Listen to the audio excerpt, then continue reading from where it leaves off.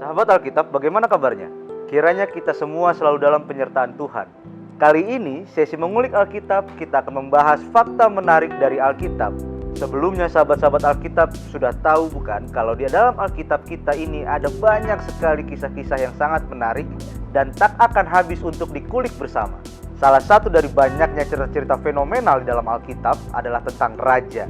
Kira-kira sahabat Alkitab tahu, raja siapa ya? Benar, Raja Daud. Tetapi kali ini kita tidak akan mengulas Daud, namun putranya yang juga menjadi raja yang tidak kalah keren, yaitu Salomo. Dan berbicara tentang Salomo, pasti juga telah banyak diketahui cerita-cerita keren tentang kiprahnya saat menjadi raja. Sekarang, mari kita ulas sedikit dari banyaknya cerita menarik tentang dirinya. Salomo yang ternyata adalah putra ke-10 Daud. Benar, sahabat Alkitab tidak salah dengar kok. Putra ke-10 Raja Daud dan putra kedua dari Batsheba, menjadi Raja Israel yang ketiga pada tahun 970 sebelum Masehi dan memerintah selama 40 tahun. Meskipun perjalanan untuk meraih tata kerajaan diwarnai pembunuhan musuh-musuh politiknya, masa pemerintahan Salomo dinilai sebagai zaman keemasan kerajaan Israel.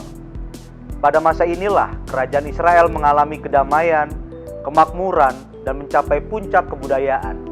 Kata Salomo dalam bahasa Ibrani berarti damai. Hanya satu kali serangan militer yang dicatat dalam masa ini di dalam 2 Tawarikh pasal 8 ayat yang ketiga. Periode aman dan sejahtera yang panjang selama pemerintahan Raja Salomo ini membuahkan kesatuan di seluruh Israel dan kesetiaan kepada raja. Periode ini juga melengkapi modal dan waktu yang diperlukan untuk merealisasikan rencana Salomo yang amat penting, yaitu pembangunan Bait Allah di Yerusalem. Bait ini dibangun dari bahan-bahan yang sebelumnya sudah disediakan oleh Daud. Sebagaimana kemah suci, Bait Allah juga melambangkan kehadiran Allah yang terus-menerus di tengah bangsanya.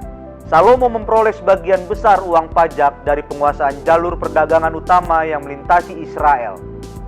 Meskipun demikian, ia selalu terlilit utang karena ia juga mendirikan bangunan-bangunan lainnya.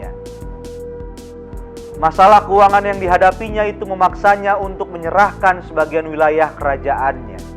Ia membebani rakyat dengan pajak yang tinggi dan mengerahkan pekerja rodi dalam pembangunan ini tanpa memberi upah.